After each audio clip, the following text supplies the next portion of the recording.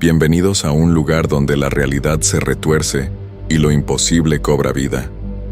Lo que estás a punto de escuchar ha marcado a quienes se atrevieron a escuchar.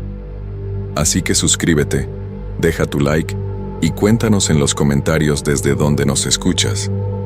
Ahora sí, apaga las luces, sube el volumen y prepárate. Hay trabajos que la gente no entiende hasta que los vive. Ser velador de una fábrica no es solo caminar por pasillos vacíos y revisar que las puertas estén cerradas. Es enfrentarse a esa soledad que se vuelve tan espesa que casi puedes tocarla. Es escuchar cada ruido que hace el edificio cuando cree que nadie lo está oyendo. Dicen que las fábricas tienen alma propia, que guardan los ecos de todos los que trabajaron ahí durante años. Yo pensaba que eran tonterías hasta que me pasó lo que les voy a contar. Mi nombre es Roberto Hernández Morales. Tengo 45 años y soy de Puebla, México. Durante los últimos 8 años, he trabajado como velador nocturno en diferentes fábricas de la zona industrial. He visto de todo: robos, accidentes menores, problemas con las máquinas que se encienden solas por fallas eléctricas. Pero nada me preparó para lo que viví en la fábrica textil San Miguel. Un edificio de 3 pisos que llevaba funcionando más de 30 años. Era marzo del año pasado cuando conseguí el trabajo. La fábrica había estado cerrada por remodelación durante 6 meses y acababan de reabrir. Necesitaban a alguien para el turno de noche, de 10 de la noche a 6 de la mañana. El sueldo era bueno, mejor que en otros lugares, y eso ya me daba mala espina. Cuando algo paga demasiado bien, siempre hay una razón. El primer día llegué temprano para conocer las instalaciones. Don Aurelio, el supervisor de seguridad, me enseñó todo el lugar. Era un hombre mayor, de unos 60 años, que llevaba trabajando ahí desde que la fábrica abrió. Mientras caminábamos por los pasillos, me explicaba las rutinas básicas: revisar las máquinas cada 2 horas, caminar por todos los pisos, verificar las salidas de emergencia y mantener un registro de cualquier cosa extraña. La fábrica era enorme. En el primer piso estaban las máquinas más grandes, esas que tejen los rollos de tela. El ruido durante el día debía ser ensordecedor, pero por la noche todo quedaba en un silencio que daba escalofríos. En el segundo piso estaban las oficinas administrativas y algunos cuartos de almacén. El tercer piso era donde guardaban la tela terminada. Pilas y pilas de rollos ordenados en estantes que llegaban hasta el techo. Don Aurelio me llevó a la caseta de vigilancia, un cuartito pequeño cerca de la entrada principal, con una mesa, una silla, un televisor viejo y un termo para el café. Ahí estaban las llaves de todos los sectores y un radio para comunicarme con la central de seguridad en caso de emergencia. «Mira, Roberto», me dijo mientras me entregaba las llaves, «esta fábrica es tranquila, pero tienes que ser cuidadoso. A veces las máquinas hacen ruidos raros por la noche. Es normal. Lo que no es normal es si escuchas pasos cuando no debería haber nadie más aquí. Si eso pasa, no vayas a investigar solo. Llama primero a la central y espera instrucciones». Esas palabras me quedaron grabadas, aunque en ese momento pensé que era solo un consejo de rutina. Don Aurelio se veía nervioso mientras hablaba, como si quisiera decirme algo más pero no se atreviera. Esa primera noche todo fue normal. Hice mis recorridos cada 2 horas. Revisé que todas las puertas estuvieran bien cerradas, y solo escuché los ruidos típicos de cualquier edificio grande: el viento que se colaba por algún lado, el zumbido de los refrigeradores en la cafetería, y de vez en cuando algún crujido de la estructura. Nada fuera de lo común. La segunda noche fue igual. Para la tercera ya me estaba acostumbrando al ritmo. Llevaba una linterna grande porque aunque había luz en los pasillos principales, muchos de los cuartos de almacén estaban oscuros para ahorrar energía. Me gustaba caminar despacio, revisando todo con cuidado. Era un trabajo fácil y me daba tiempo de pensar en mis cosas. Fue en la 4ª noche cuando empezaron los problemas. Eran como las 2 de la madrugada y estaba haciendo mi segundo recorrido del turno. Subí al segundo piso para revisar las oficinas como siempre. Todo estaba en orden hasta que llegué al final del pasillo.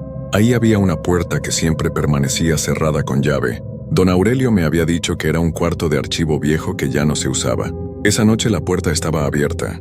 No completamente abierta, sino entreabierta, como si alguien hubiera salido y no la hubiera cerrado bien. Me acerqué despacio y alumbré hacia adentro con la linterna. Era un cuarto pequeño, lleno de estantes metálicos con cajas de documentos viejos. Todo parecía normal, excepto por una cosa. Había papeles tirados en el suelo, como si alguien hubiera estado buscando algo entre los archivos. Cerré la puerta con llave y anoté el incidente en mi reporte. Al día siguiente le pregunté a don Aurelio sobre eso. Se puso pálido cuando le conté lo que había visto. ¿Estás seguro de que estaba abierta?, me preguntó. Completamente seguro. Y había papeles en el suelo. Don Aurelio se quedó callado por un momento, como pensando qué decirme. Roberto, ese cuarto ha estado cerrado desde hace años. Ni siquiera yo tengo la llave. La tiene el gerente general y él nunca viene por las noches. Esa respuesta no me tranquilizó para nada. Pero don Aurelio cambió de tema rápidamente y no volvimos a hablar del asunto. La quinta noche decidí prestar más atención a ese cuarto en particular. Llegué al segundo piso y fui directo hacia el final del pasillo. La puerta estaba cerrada, pero cuando puse mi mano en la manija para verificar que estuviera con llave, sentí que estaba tibia, como si alguien la hubiera tocado recientemente. Esa noche también empecé a notar otros detalles extraños. En el primer piso, cerca de las máquinas grandes, había un olor raro.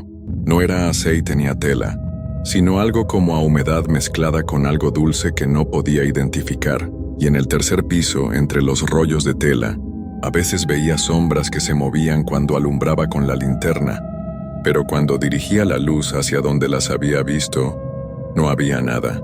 Al principio pensé que era mi imaginación.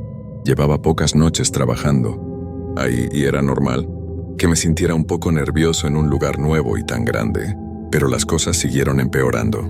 La sexta noche fue cuando escuché los pasos por primera vez.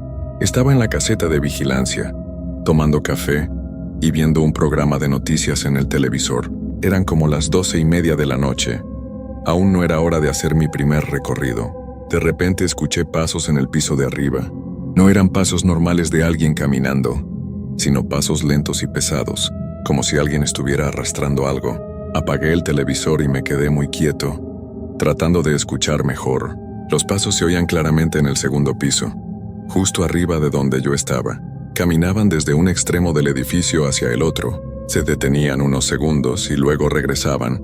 Agarré mi linterna y las llaves y subí para investigar. El corazón me latía tan fuerte que podía escucharlo en mis oídos. Subí las escaleras despacio, tratando de no hacer ruido. Cuando llegué al segundo piso, todo estaba en silencio total. Caminé por todo el pasillo. Revisé todas las oficinas, el baño, los cuartos de almacén. No había nadie, pero en el suelo, cerca del cuarto de archivo que siempre estaba cerrado, había huellas de zapatos en el polvo, huellas que no estaban ahí durante mi recorrido de la noche anterior. Esa noche no pude dormir cuando llegué a mi casa. Le conté a mi esposa María lo que estaba pasando, pero ella me dijo que probablemente eran ratones o que el edificio se estaba asentando.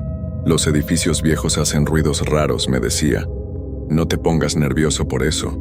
Pero yo sabía la diferencia entre el ruido de un edificio viejo y pasos de persona. Había trabajado en muchos lugares así, y nunca había escuchado algo igual. La séptima noche decidí estar más preparado. Llevé mi celular para grabar cualquier ruido extraño que escuchara.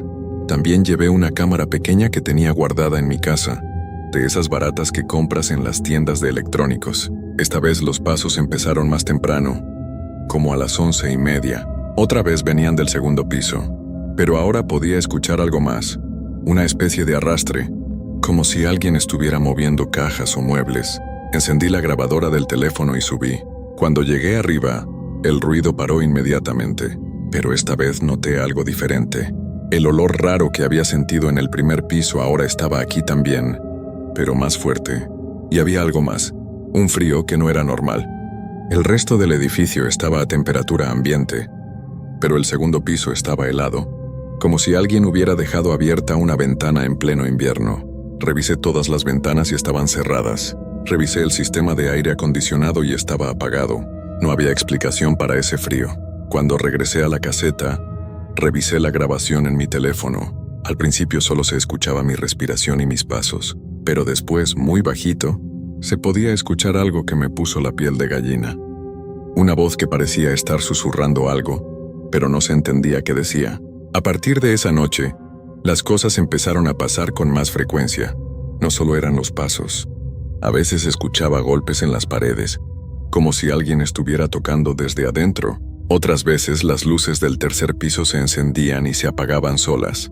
Y siempre, estaba ese frío extraño que aparecía de la nada en diferentes partes del edificio. Una noche, durante mi recorrido del primer piso, una de las máquinas grandes se encendió sola.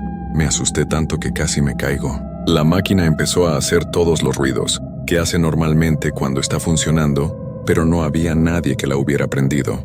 Corrí hacia el panel de control y la apagué, pero me quedé temblando durante horas. Al día siguiente le conté a don Aurelio sobre la máquina. Esta vez no pudo ignorar lo que le estaba diciendo. «Roberto, tengo que contarte algo», me dijo con voz seria. Hace como 5 años, un trabajador del turno de noche tuvo un accidente aquí. Se llamaba Fernando Ruiz, era un buen hombre, tenía familia.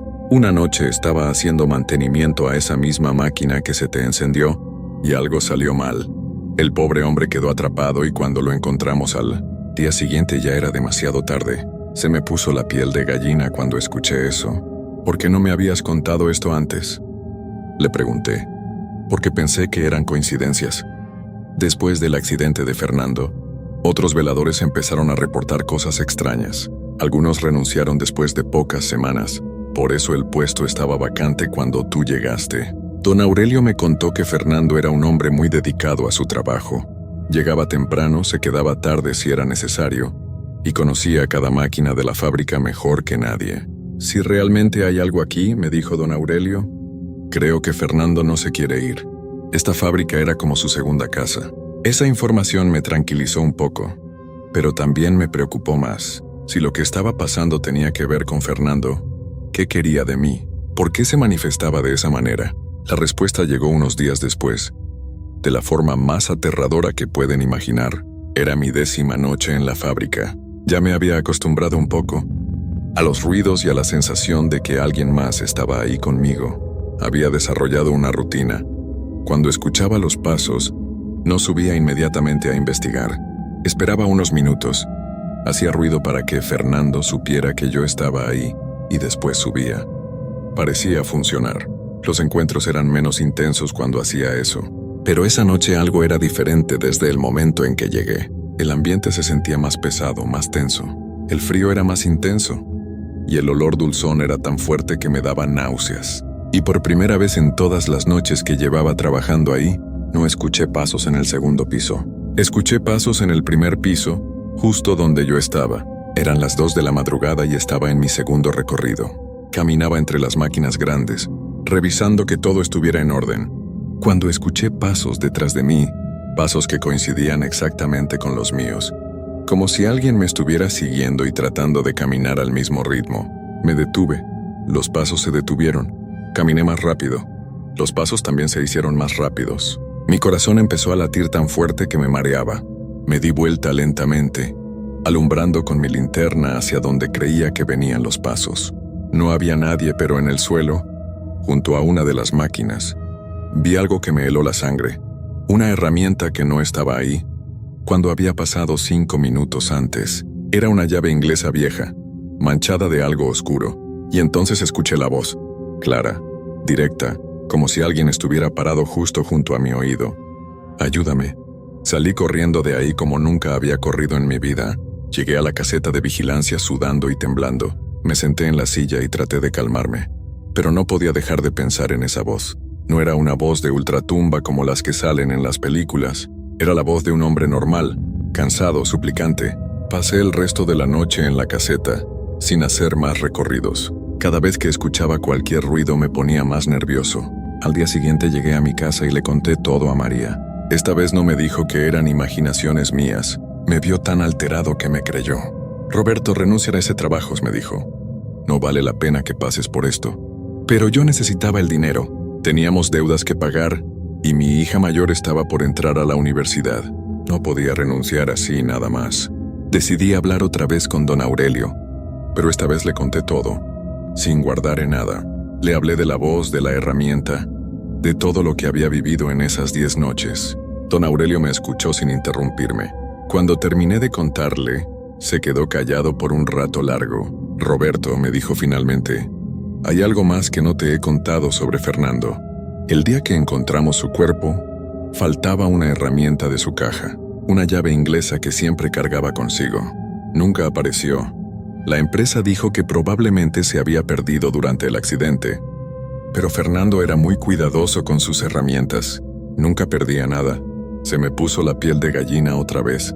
La herramienta que había visto la noche anterior coincidía exactamente con lo que don Aurelio me estaba contando. ¿Qué crees que quiere Fernando?, le pregunté.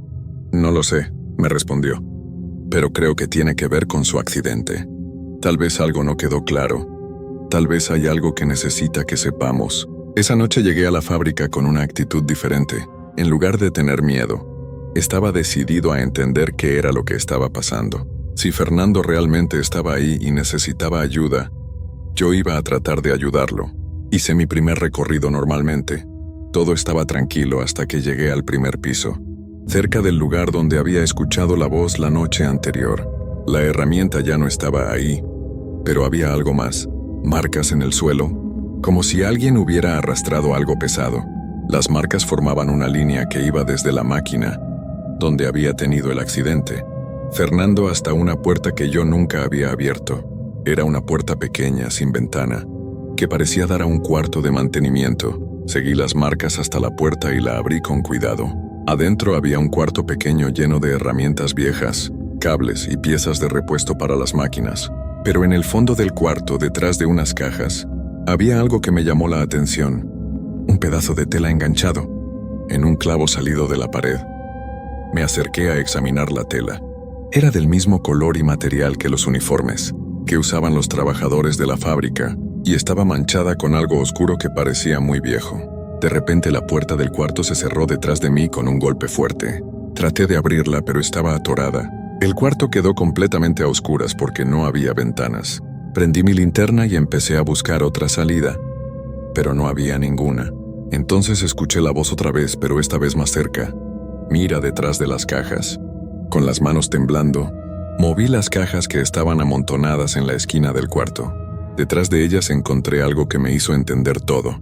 Había un hoyo en la pared, como si alguien hubiera quitado algunos bloques de concreto, y dentro del hoyo había una caja de metal pequeña, muy oxidada. Saqué la caja y la abrí. Adentro había papeles viejos, algunos documentos de la fábrica y una carta escrita a mano. La carta estaba dirigida para quien encuentre esto y estaba firmada por Fernando Ruiz. La carta decía lo siguiente: si alguien encuentra esto, quiere decir que algo me pasó. He estado investigando irregularidades en la fábrica. El gerente y algunos supervisores han estado robando material y vendiendo información a la competencia. Tengo pruebas de todo. He estado guardando copias de documentos y fotografías que demuestran lo que están haciendo. Si algo me pasa, por favor entreguen esto a las autoridades. Mi familia tiene derecho a saber la verdad. Junto con la carta había una llave pequeña y una nota que decía: la evidencia está en el cuarto de archivo del segundo piso. Gaveta número 15. En ese momento entendí todo. Fernando no había tenido un accidente. Había descubierto algo que no debía haber descubierto, y alguien se había encargado de silenciarlo. Su espíritu estaba atrapado en la fábrica porque necesitaba que alguien encontrara la verdad y se la contara a su familia. Justo cuando terminé de leer la carta, la puerta del cuarto se abrió sola. Salí de ahí con la caja en las manos y subí corriendo al segundo piso. Fui directo al cuarto de archivo que siempre había estado cerrado. Pero esta vez, cuando llegué, la puerta estaba completamente abierta. Entré al cuarto y busqué la gaveta número 15. La llave que había encontrado en la caja abría perfectamente esa gaveta. Adentro había más documentos, fotografías de facturas falsas y evidencia clara de que varios empleados de alto rango estaban robando a la empresa. Pero lo más impactante era una foto que estaba hasta el fondo de la gaveta. Era una fotografía de Fernando el día de su supuesto accidente, pero no estaba solo. En la foto se veía claramente que había otras 2 personas con él, y por sus caras no parecía que fuera una reunión amistosa. Una de las personas en la foto era el gerente de la planta, el mismo hombre que había contratado los servicios de seguridad de la empresa donde yo trabajaba. En ese momento entendí por qué Fernando había estado manifestándose tan fuertemente conmigo. Yo era el primer velador en años que había durado más de una semana en el trabajo. Los otros habían renunciado antes de que él pudiera guiarlos hacia la verdad. Guardé toda la evidencia en una bolsa y salí del cuarto de archivo. Cuando llegué al primer piso, el ambiente de la fábrica había cambiado completamente. Ya no se sentía pesado ni frío. El olor extraño había desaparecido. Era como si toda la tensión que había estado acumulándose durante días finalmente se hubiera liberado. Por primera vez desde que empecé a trabajar ahí, pasé el resto de la noche en completo silencio. No hubo pasos, no hubo ruidos extraños, no hubo voces. Fernando había conseguido lo que necesitaba. Al día siguiente no fui directo a mi casa. Primero pasé por la casa de don Aurelio. Le enseñé toda la evidencia que había encontrado y le conté lo que había pasado durante la noche. Don Aurelio se puso muy pálido cuando vio las fotografías y los documentos. «Roberto, esto es muy serio», me dijo. «Si lo que Fernando descubrió es verdad, hay personas muy poderosas involucradas en este asunto. Tenemos que ser muy cuidadosos con cómo manejamos esta información». Decidimos que lo mejor era contactar directamente a la familia de Fernando antes de ir con las autoridades. Don Aurelio tenía el teléfono de la viuda de Fernando, la señora Carmen Ruiz. Cuando la llamamos y le explicamos lo que habíamos encontrado, se puso a llorar por teléfono. «Yo siempre supe que algo no estaba bien», nos decía entre lágrimas.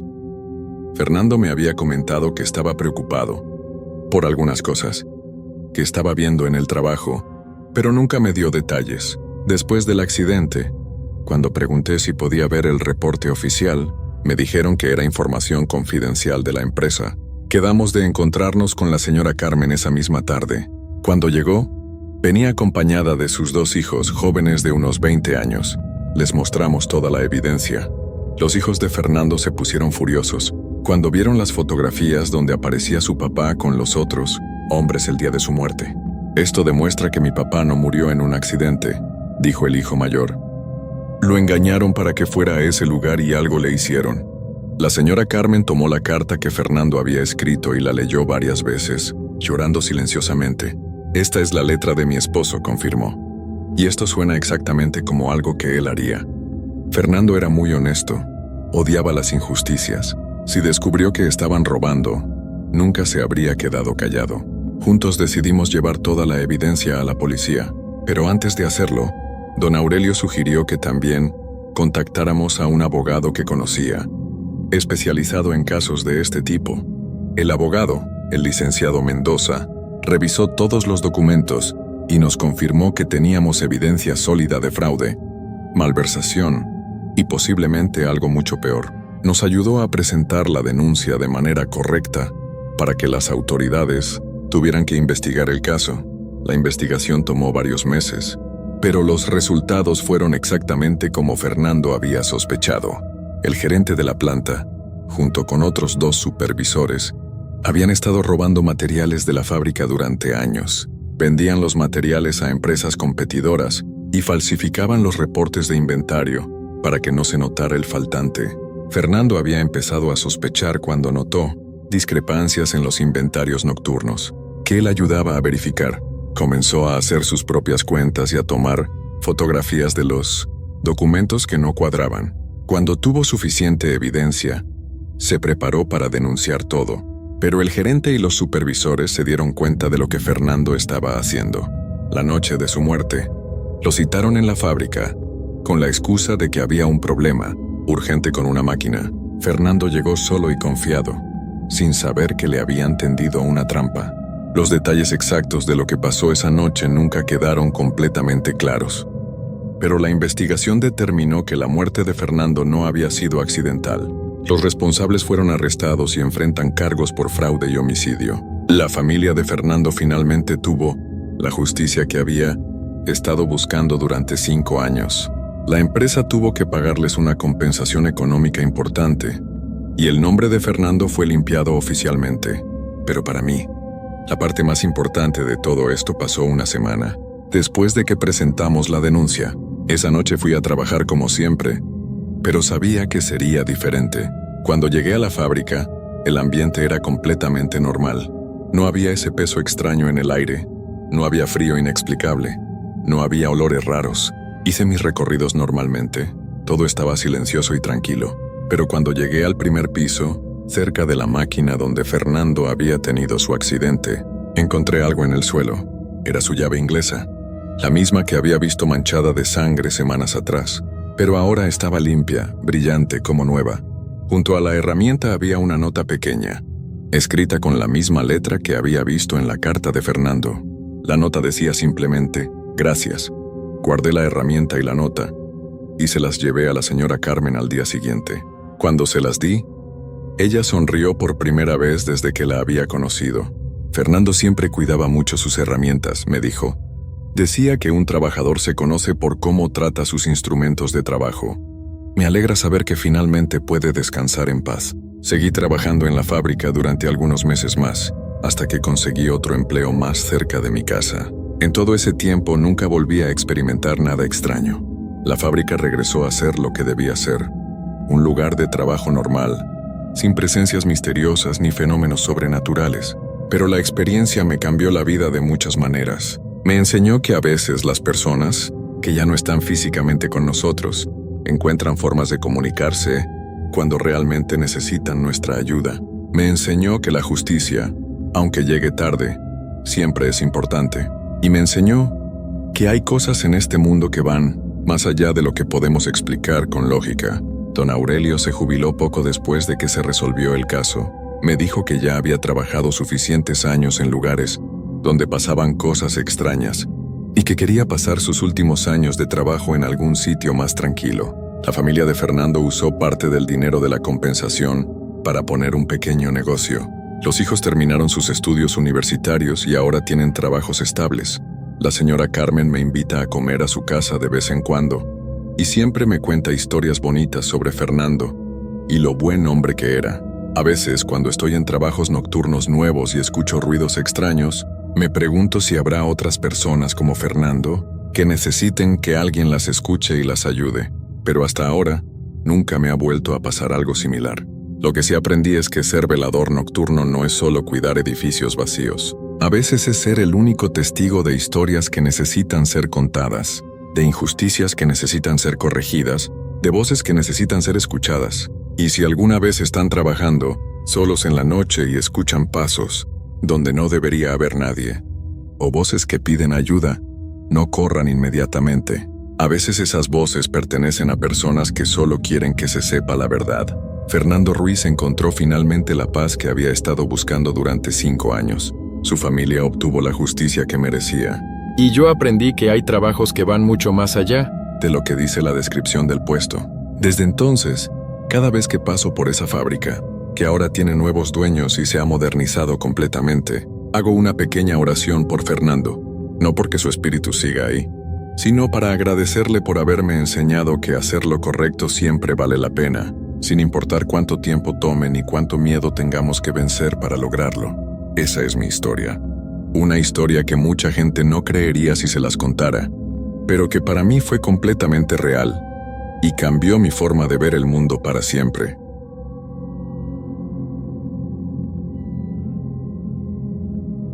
Antes de contarles esta historia, debo decir que nunca creí en cosas raras hasta que me pasó lo que les voy a contar. Siempre pensé que las historias de fantasmas eran puras mentiras, cosas que la gente inventaba para asustar. Pero después de lo que viví trabajando de noche, ya no pienso igual. Todavía me despierto sudando frío recordando esas noches. Mi nombre es Carlos Eduardo Mendoza Ruiz. Tengo 34 años y vivo en Guadalajara, México. Trabajo como vigilante de seguridad desde hace 8 años, pero nunca había vivido algo como lo que pasó en ese edificio de oficinas del centro de la ciudad. Era un trabajo como cualquier otro, o al menos eso pensaba. Todo comenzó en septiembre del año pasado. La empresa de seguridad donde trabajo me asignó un nuevo lugar, un edificio de 20 pisos, lleno de oficinas de diferentes empresas. Era un trabajo fácil, solo tenía que hacer rondas cada 2 horas, revisar que todas las puertas estuvieran cerradas y que no hubiera nadie adentro después de las 6 de la tarde. El turno era de 10 de la noche a 6 de la mañana, de lunes a viernes. El edificio era viejo, construido en los años 80, pero estaba bien cuidado.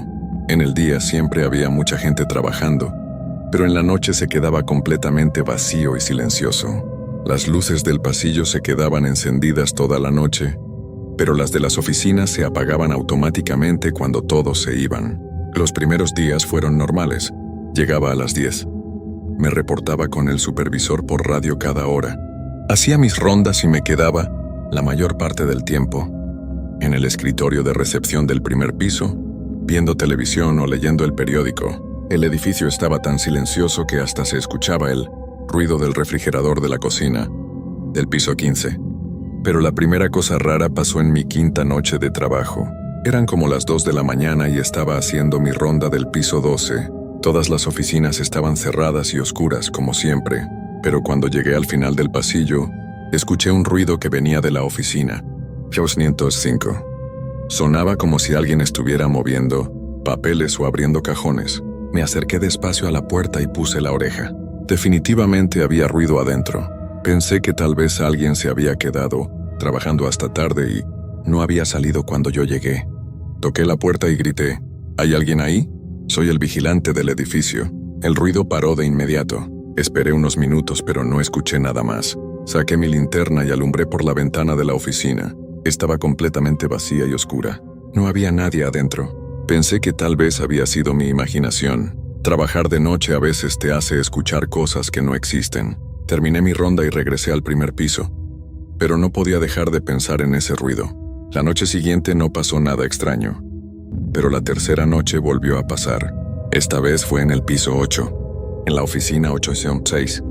Otra vez escuché ruidos, como si alguien estuviera moviendo cosas, pero cuando me acerqué, todo se quedó en silencio. Y otra vez, cuando alumbré con la linterna, no había nadie. Empecé a preocuparme. Pensé que tal vez había ladrones que entraban al edificio de alguna manera que yo no sabía.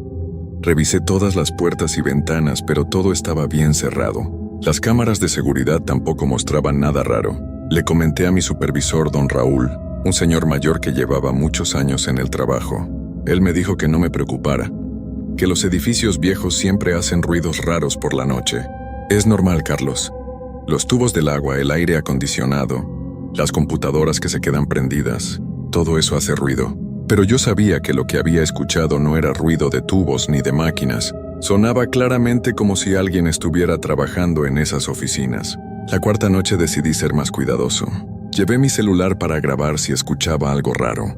Y efectivamente, a las 2:30 de la mañana, mientras hacía mi ronda del piso 15, escuché el mismo tipo de ruidos en la oficina 1507. Esta vez no toqué la puerta. Me quedé callado y saqué mi celular para grabar. Los ruidos duraron como 5 minutos. Se escuchaba claramente como si alguien estuviera abriendo cajones, moviendo papeles y hasta escribiendo en una máquina de escribir, aunque esa oficina solo tenía computadoras. Cuando los ruidos pararon, esperé otros 10 minutos antes de acercarme a la ventana. Como siempre, la oficina estaba vacía y oscura, pero esta vez noté algo diferente. Había papeles tirados en el suelo. Cuando estoy seguro de que en la tarde todo estaba ordenado. Esa noche no pude dormir cuando llegué a mi casa. Escuché la grabación que había hecho y los ruidos se oían clarísimos. No era mi imaginación. Al día siguiente hablé con el conserje del edificio, don Miguel, que llevaba trabajando ahí desde que se construyó. Le pregunté si había pasado algo extraño en el edificio antes. Don Miguel se puso serio cuando le conté lo que había estado escuchando. Me dijo que se sentara porque me iba a contar algo que muy pocas personas sabían. Hace como 15 años, me dijo, trabajaba aquí un contador que se llamaba Roberto Vázquez. Era un hombre muy dedicado a su trabajo. Siempre se quedaba hasta muy tarde terminando los números de las empresas. Trabajaba en diferentes oficinas del edificio, dependiendo de qué empresa necesitara sus servicios. Don Miguel hizo una pausa y siguió. Una noche, Roberto se quedó trabajando hasta muy tarde, como siempre, pero esa noche le dio un infarto mientras estaba en su escritorio. Como no había nadie más en el edificio, nadie se dio cuenta hasta el día siguiente cuando llegaron los otros trabajadores. Se me puso la piel chinita cuando escuché eso. Le pregunté en qué oficinas trabajaba Roberto. En muchas, me contestó don Miguel, pero las que más usaba eran la 1205, la 806 y la 1507. Siempre andaba con su máquina de escribir, portátil porque no le gustaban las computadoras. Decía que eran muy complicadas para él. No podía creerlo. Esas eran exactamente las oficinas donde había estado escuchando los ruidos. Y el sonido de la máquina de escribir que había grabado ahora tenía sentido. ¿Y han pasado cosas raras desde entonces?, le pregunté. Don Miguel asintió. Varios vigilantes han escuchado lo mismo que tú. Algunos duraron solo una semana y renunciaron. Por eso el puesto siempre está vacante. Tú has durado más que la mayoría. Esa tarde antes de ir a trabajar no podía dejar de pensar en lo que me había contado don Miguel. Parte de mí quería renunciar como los otros vigilantes, pero necesitaba el trabajo. Además, hasta ahora solo había escuchado ruidos. No había visto nada que me hiciera daño. Decidí que esa noche iba a investigar más. Si realmente era el espíritu de Roberto Vázquez, tal vez solo quería terminar su trabajo. Llegué al edificio a las 10 como siempre, pero esta vez llevé una grabadora mejor y una cámara pequeña que me prestó mi hermano. Las primeras horas pasaron normales. Hice mis rondas y no escuché nada extraño, pero a las 2 de la mañana, cuando estaba en el escritorio de recepción, escuché algo que nunca había escuchado antes: el sonido del elevador moviéndose. Me asomé y vi que las luces del elevador indicaban que estaba subiendo. Piso 5, piso 8, piso 12, piso 15. Se detuvo en el piso 15 y las puertas se abrieron. Aunque yo podía ver claramente que no había nadie adentro, tomé mi linterna, la grabadora y la cámara, y subí por las escaleras al piso 15. Cuando llegué, las puertas del elevador ya estaban cerradas, pero escuché pasos en el pasillo. Eran pasos lentos, como de alguien que camina cansado. Seguí los pasos con mi linterna. Los sonidos me llevaron directamente a la oficina 1507. La puerta estaba cerrada, pero se escuchaban claramente los ruidos de alguien trabajando adentro. Esta vez no eran solo papeles y cajones. Se escuchaba el sonido de una máquina de escribir, muy claro y constante. Me armé de valor y toqué la puerta. ¿Roberto? ¿Roberto Vázquez?, dije en voz baja. Los ruidos pararon inmediatamente. Esperé un momento y volví a hablar. Roberto, soy Carlos, el vigilante. Don Miguel me contó sobre usted. ¿Necesita ayuda para terminar su trabajo? No hubo respuesta. Pero después de unos minutos escuché la máquina de escribir otra vez. Esta vez sonaba más despacio, como si quien la estuviera usando tuviera dificultades. Decidí sentarme en el suelo junto a la puerta y prender la grabadora. Roberto, le dije, si me puede escuchar yo lo voy a ayudar. No tengo miedo. Nada más dígame qué necesita. La máquina de escribir siguió sonando por casi una hora. A veces se detenía como si la persona estuviera pensando, y luego continuaba. Yo me quedé ahí sentado, escuchando y grabando todo. De repente los ruidos pararon completamente. Esperé varios minutos, pero todo estaba en silencio. Me levanté y alumbré por la ventana de la oficina. Esta vez vi algo que me heló la sangre. Había un hombre delgado, de pelo gris, sentado en el escritorio. Estaba escribiendo en una máquina de escribir vieja. Llevaba un traje café y anteojos. No podía ver su cara claramente porque estaba concentrado en su trabajo, pero podía ver que sus manos se movían sobre las teclas. No era una imagen clara como una persona normal. Era como si estuviera viendo una película vieja, un poco borrosa y con poca luz, pero definitivamente había alguien ahí. Toqué suavemente en la ventana. El hombre levantó la cabeza y me miró directamente. Tenía unos ojos muy tristes y cansados. Nos quedamos viendo por unos segundos que se sintieron como horas. Entonces él señaló los papeles que tenía en el escritorio y luego señaló hacia la puerta. Entendí que quería que entrara. Fui hasta la puerta y para mi sorpresa estaba abierta. Entré despacio a la oficina. El hombre ya no estaba en el escritorio, pero la máquina de escribir todavía estaba ahí, con una hoja de papel adentro. Me acerqué y vi que había palabras escritas. No puedo terminar. Los números de la empresa Herrera. Necesito ayuda. Los papeles están en el cajón. Abrí el cajón del escritorio y encontré una carpeta vieja, llena de papeles con números y cuentas. Parecían ser reportes financieros de una empresa que se llamaba Herrera y Asociados. Los papeles estaban amarillentos y se veían muy viejos. En ese momento entendí lo que pasaba. Roberto había dejado un trabajo sin terminar cuando le dio el infarto, y su espíritu no podía descansar hasta completarlo. Roberto, dije en voz alta, yo no sé mucho de números, pero puedo ayudarlo a buscar a alguien que sepa. ¿Le parece bien? Escuché un suspiro muy suave como de alivio y sentí una brisa fría que me dio escalofríos. Al día siguiente busqué información sobre la empresa Herrera y Asociados. Descubrí que había cerrado hace muchos años, pero el hijo del dueño original todavía vivía en la ciudad. Lo contacté y le expliqué la situación, sin mencionar lo del fantasma. Solo le dije que había encontrado papeles viejos de su empresa. El señor Herrera hijo se emocionó mucho. Me dijo que esos reportes eran muy importantes para él porque eran los últimos trabajos que su padre había encargado. Antes de cerrar la empresa, me pidió que se los llevara. Esa noche regresé al edificio con una sensación diferente. Sabía que iba a ser mi última noche escuchando a Roberto. Subí al piso 15 y puse los papeles que ya estaban organizados y terminados en el escritorio de la oficina 1500Z. Roberto, dije, su trabajo está terminado. El señor Herrera tiene sus papeles. Ya puede descansar. Por última vez escuché la máquina de escribir, pero esta vez sonaba diferente. Sonaba ligera, casi alegre. Después de unos minutos todo quedó en silencio. Sentí otra brisa fría, pero esta vez no me dio miedo. Era como un gracias y una despedida. Desde esa noche, nunca más escuché ruidos extraños en el edificio. Las oficinas, 1205, 806 y 1507, quedaron completamente silenciosas. Roberto finalmente había terminado su trabajo y podía descansar en paz. Todavía trabajo en ese edificio. Ya llevo más de un año ahí, y nunca más ha pasado nada raro.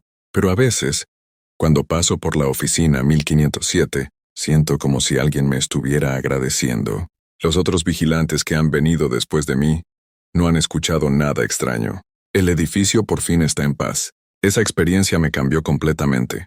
Ahora sé que hay cosas que no podemos explicar, pero que no necesariamente son malas. A veces los espíritus solo necesitan un poco de ayuda para encontrar su camino. Y por eso, cada vez que alguien me dice que no cree en fantasmas, yo les cuento mi historia, porque Roberto Vázquez me enseñó que la muerte no siempre es el final, especialmente cuando alguien deja trabajo sin terminar.